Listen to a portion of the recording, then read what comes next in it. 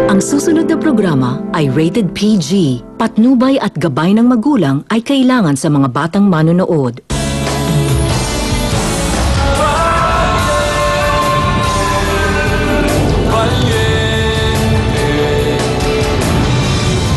Gusto kong mapanood. Paano maglakad ng nakapaa ang isang don? Papalag ka!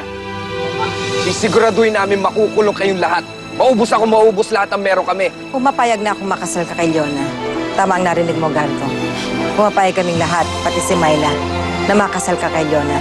Akuin mo lang ang bata. Ano na makapalit niyan? Handa kong ipakulong si Theo. Kapalit ng pagkamatay ng iyong ina. Dado, huwag ka magpapadala sa dulas ng dila ng babaeng yun. Hindi ka pa ba natututo? Tapos ipapakulong ba daw si Don Teo? Imposible yun. Minsan lang ako nawala, ang dami nang nagbago ah. Ano bang nangyayari dito, Myla? Okay lang mo ba sa inyo? Tawagin ko kay Mama. Sure, Mama. Yung bago ko kasi makalimutan lahat, yung tungkol doon sa pinag-usapan natin.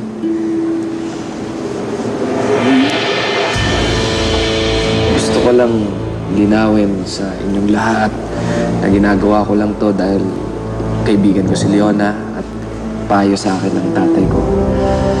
Gusto ko lang siya tulungan dahil sa kalagayan niya ngayon. Gusto ko siyang mahalin ng higit pa sa isang kaibigan.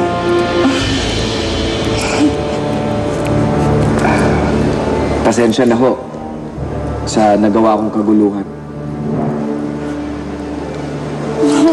Tsaka, Mama, yung tungkol doon sa kasunduan natin, pwede nating hindi na ituloy yun. Hindi ko kayang ipakulong si Theo kapalit ng kasalan nito. Hindi ko kaya magpakulong na kaibigan eh. Huwag ko kayo mag-alala. Bukal na bukal po ito sa loob ko. Ma, ano yung sinasabi ni Gardo? Let me explain. Ipapakulong mo ko dahil sa kasalang ito. Sabi ko na nga ba? Sandali, Theo. Sabi ko na eh. Excuse me.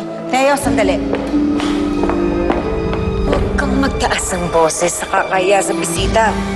Ma? Handa mo kong ipakulong dahil sa kagustuhan ni Leona? Alam mo naman, di totoo lahat ng sinasabi niyan eh. Puro palabas lang yan. Ang importante, may sasalo sa kapatid mo. Hindi nang gugustuhin ng papa mo. Baka siya pa nga mag-imbita sa mga valyente. Eh, bakit si Gardo pa? Bakit siya? Bakit hindi? Kaya mo ko ipahamak?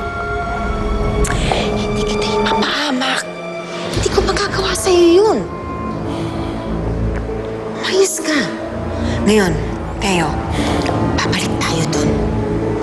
Makikipagsaya tayo, magdamag, kasama ng mga valyente.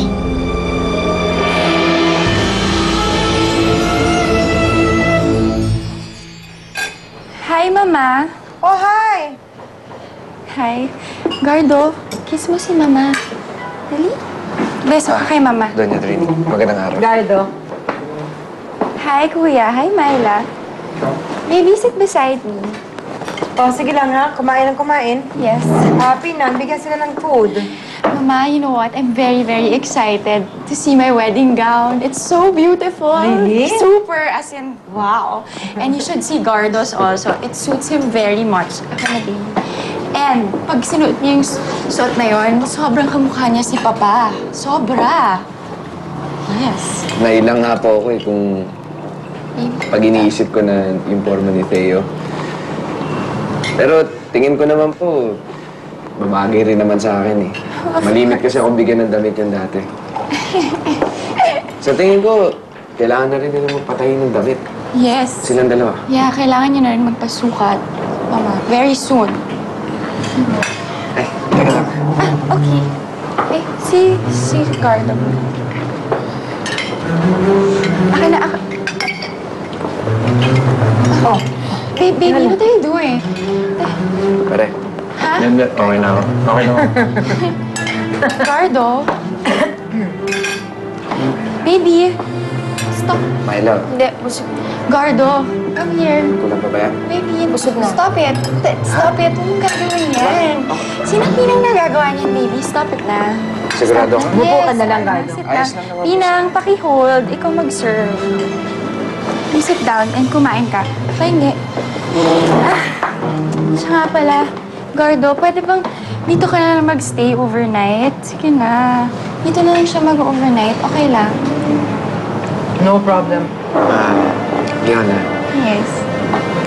konting oras na nga lang yung natitira sa akin para kita, agawin mo pa. Alam mo, pagkasal na tayo, lagi naman tayo magkikita dito kailangan mo lang siguraduhin sa akin na pagdalawin natin si Itay. Of course, baby. Teka, sandali nga. Sandali. Ma, ibig sabihin ba niyan dito yung titira? Oo. Kuya, why? He's my husband. What's wrong with that? Diba? Oo, mas marami tayo, mas masaya. Hindi husband ka. Di ba? Yes. Si Gardo, wala pang alam. What do you want? Maraming salamat. At sa tuwing makikita ko kayo, naaalala ko ang aking pinagmulan. Kayo ang inspirasyon namin ni Armando sa pagbuo ng bahay pangarap. At sa bawat pangarap, may kasiyahan. Katulad ng nararamdaman ko ngayon. Dahil madaragdagan ang aking pamilya ng isang valyente. Na siya ko rin ikinagulat. Siguro naman ay naririnig nyo na. Ang iba ay mabuti, karamihan ay masama. Pero anong aking magagawa? Ito ang aking kapalaran. Itinuturing ko itong isang milagro.